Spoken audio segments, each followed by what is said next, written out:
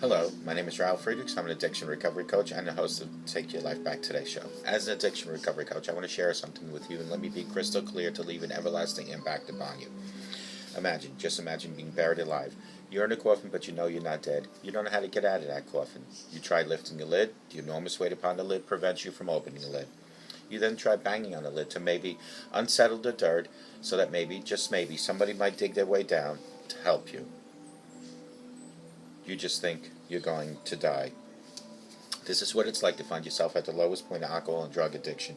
You know you need help, you know you can't do it on your own, but you don't know where to turn. In reality, there are probably people staying right by your grave. You just don't know that. You just think today is the day you're going to die. Usually, though, people don't think about death when they're habitually abusing drugs and alcohol. In order to feed an addiction, you have to be great at repressing the fear of death. I often ask you, my audience, did it ever cross your mind while abusing drugs and alcohol that maybe, just maybe, you might overdose, take something so preciously given to you on a loaner basis by God? Folks, if that's not selfish enough, by abusing drugs and alcohol, you're taking your life away from the people that love and need you most, people like your children and your grandchildren, maybe your husband or your wife, maybe your mother, your father, your brother or sister. With this, let me leave one last thought. Don't be like the person that I just read about on these index cards that waited and waited to get help until it was too late. Instead, pick up the phone and call me at 844-405-HELP or text me at 631-599-0218, and I promise you I will help you take your life back before your life is gone. People like Larry Geis from the Geis Academy at 516-458-2741, www.odysseyconsultant.org. Larry and I always tell folks like you, it doesn't matter where you've been, it doesn't matter where you came from. What matters is that you're here and you're looking for help. Larry Geis from the Geis Academy, 516-458-2741. Folks, do not forget, take your slippers off before you climb into bed tonight. But don't just leave them at the edge of your bed. Stick them under your bed. In the morning when you wake up, get on your knees, look for those slippers. There they are. Retrieve them from under your bed. Then while you're on your knees, utilize what I call knee mail, K-N-E-E, mail. That is your direct link to God. It is not an email, it is not a voicemail, it is not a fax, it is not an instant message or a phone call. It is knee mail. Each and every morning when you retrieve the slippers, thank God for another beautiful day to enjoy waterfalls and running streams like I have in the background. Because for someone else, they might not enjoy that because they didn't wake up. Thank God for your food, for your clothing, your home, your family. Ask God for guidance and direction throughout your day, your week, your life. Ask God for mercy and forgiveness. Utilize knee mail each and every morning. If you do that each and every morning, your life will slowly but surely see drastic changes where it becomes happier, easier to live through life, easier to deal with problems. Relationship issues get better, financial issues get better. But you have to have that direct communication with God. Put on your slippers now, folks, and walk with God 24/7. I want to talk about 10 particular jobs that I came up with that might make you want to drink. And you have to be careful because if you have these jobs, you want to keep away from certain things. But do certain occupations push people into drug and alcohol abuse? Or are addictive personalities attracted to certain careers? I do think so, personally. So let's discuss some of them. Addictive careers, maybe you should have stuck with accounting. At first, being a rock star and an addict didn't go hand in hand for D.H. Peligro, the famously dreadlocked drummer for Dead Kennedys and former drummer for Red Hot Chili. I think it's called Red Hot Chili Peppers. This particular person became a rock star, and it was one of the things that he could focus on that gave him relief by doing drugs or alcohol. But drugs and alcohol were around in his St. Louis neighborhood when he was growing up. And he, at first, drank about, at the age of 15 and smoked pot at 17. Then as he got into the club scene, hanging out before and during after the shows, he made acquaintances of people that were dealing and giving harder drugs. While conventional wisdom holds that certain that professions directly have an impact upon your alcohol and drug addictions, there is no data to really back that up. Dr. David Friedman, a neuroscientist and professor of psychology at Wake Forest School of Medicine in North Carolina, says that it's in the ink of some careers that create the fashion and the desire to make you want to do drugs and drinking quickly. And it started even a career. Obviously, famous people hit the news when they get in trouble. So, a lot of them make the media the minute they go into rehab because it is so exposed, says Friedman. It's not clear that those professions necessarily attract addicts, but they seem to be in the limelight a lot more. Those who choose to become artists and athletes often see the poles of intensity and find those kinds of draws through their professions. While Friedman concedes that many artists and writers are known for heavy pursuit of chemical highs and lows, he says when you break down the risk factors for addiction, genetics, environmental factors, starting early, none of them suggest that their professions might be a trigger towards the addiction any quicker. In fact, in 2007 study SAMHSA, which is Substance Abuse and Mental Health Services Association, found that the glamour professions like arts, entertainment, media, and etc. rank only third in the list of professions with the highest addiction rates. The riskiest career choice is, contrary to popular opinion, the restaurant industry. Here's SAMHSA's top 10 based from data from 2002 to 2012. Number 1 was food preparation and serving, 17%. Number 2 was construction at 15% of people turning towards alcohol and drugs. Number 3 was arts, designs, and entertainment, sports, and media, 12%. Number 4 was sales, 9%. 5 was installation, maintenance and repair, 9%. 6 was farming, fishing, and forestry at 8%. 7 was transportation, material, moving at 8%. 8 was cleaning and maintenance at 8%. 9 was personal care and services at 7%. And 10 was office administration support at 7%. One thing most of these professions have in common, says SAMHSA, is a low incidence of drug testing. Makes sense, but it isn't really that simple. No, says Susan Rayburn, a clinical psychologist at Walnut Creek and co-author of Creative Recovery.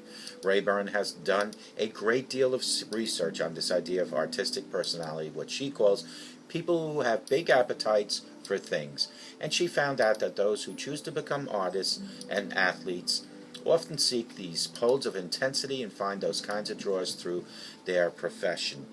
We refer to them as thrill seekers, she says, because they are people who have a lot of accelerator and not much brake. Nancy, a 35-year-old novelist in San Francisco whose cutting-edge style attests to her creativity, who was one of those thrill seekers.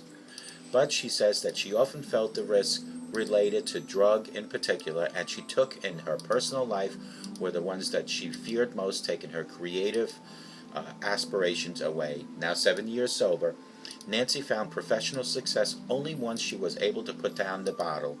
I guess I always just had this creative energy in me, or maybe it was just nervous energy, but it was energy either way, and probably the drugs and the alcohol gave me that extra energy. But either way, I was always a little wild, and that the drug and alcohol even fueled my wildness. Once I found out drinking and drugs, that became my outlet. I utilized it, but it also stopped my need to produce creatively. I turned to drugs to get the energy out, and when I did that, I slowly stopped writing, or writing even good.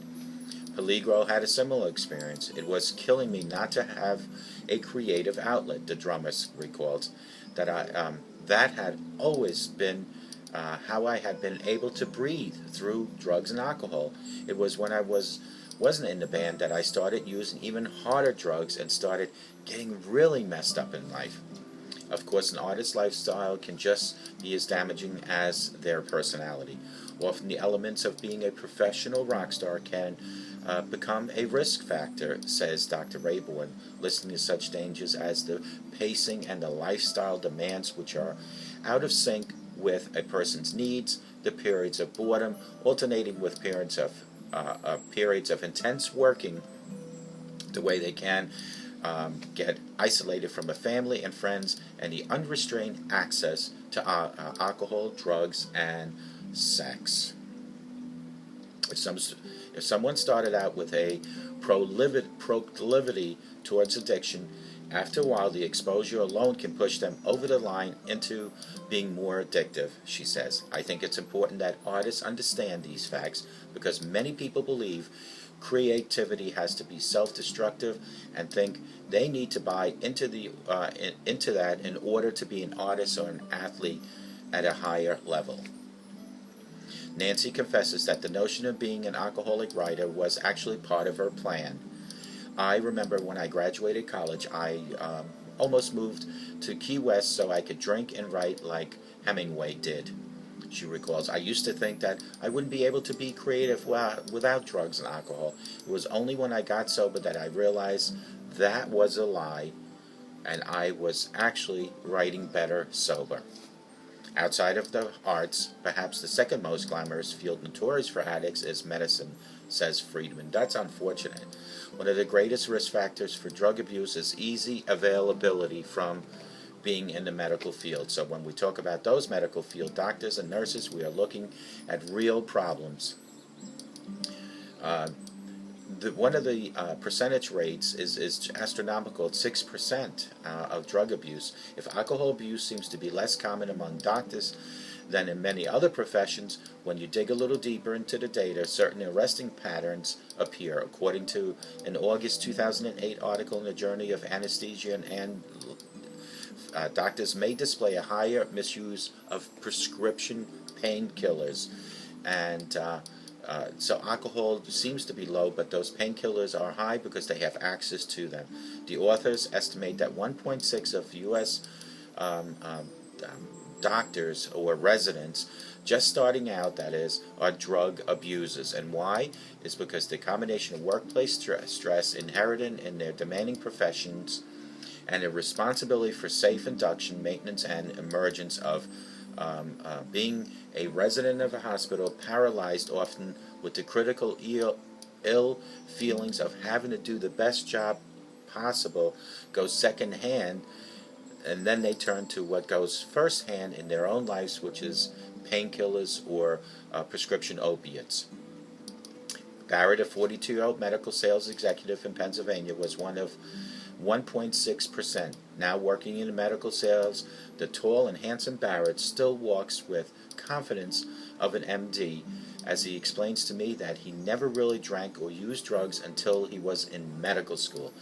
I joined anesthesia because it catered well to my technical side, and I thought it would provide a high income to work ratio, he says. It wasn't until I started interning that I started using drugs from the pressures that being an intern caused. And it did last very long, approximately a year. Internship hours are not very conducive to being sober at all times. You want to do drugs to make it go by. After being arrested on drug possession charges with drugs from the hospital as well as other street drugs, Barrett saw his future in anesthesiology go down the drain. It was then that he was sent to rehab for medical professionals and was shocked to discover that he was not alone. I honestly had such a level of working with drugs and being around drugs. I thought it was only doctor dealing with this stuff that were sober, but there were tons of doctors and nurses that were in the same boat as I was. It wasn't until I was in the treatment that I was able to see the extent of addiction in the field of medicine. According to Barrett, there isn't an adequate information in medical school about proper medical billing, let alone addiction. I had a clinical understanding from my psychiatric rotation, but understood very little from the addict's perspective. It's the people who bring their risk factors to the job that are most prone to fall victim to addiction. Barrett paid a high price for his addiction, losing his license to practice. He has since gotten sober and found a meaningful career in medical sales. While he says that he never thought this was the way of life or where life would take me, I also didn't grow up thinking I would become an addict. I thought I'd be a doctor, and I was, until I ruined that. So what is it about professions, arts, medicine, and some would add insurance, sales, journalism, and a host of others that attracts addicts? Friedman holds that it's the people who bring the risk factors to the job. If you look at the profession and you see people in it who have drug problems, you have to assume they would have them no matter what professions they would be in. With certain evidence, the only support for the widespread addictions cause addictions notion, the neuroscientist says it's merely a hypothesis waiting for a proof. This is the kind of thing that the National Institute of Mental Health will never pay anyone to do research on, Rivem says. But I think that people in the arts and entertainment industry have a lot of unique circumstances that other industries don't have. A lot of stresses that lead them to want to experience drugs and alcohol, and they have people offering them things that aren't most often offered to you and I.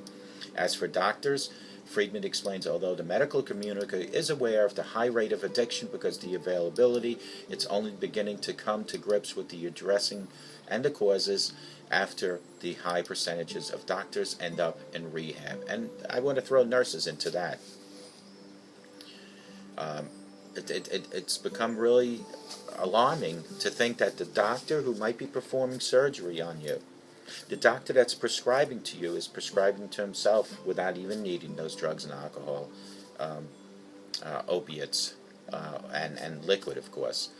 Folks, those were some of the jobs that might cause you to drink. So if you're in the medical field, a doctor or nurse, be careful. If you start feeling that you need to turn to alcohol and drugs, get the help that you so desperately need. Call someone. See someone. I hope to God that you all got something out of this segment. I hope to God that you have a great day, but I hope and I pray each and every day for each and every one of you that you all have a sober, and I mean sober, rest of your life. And may God bless you.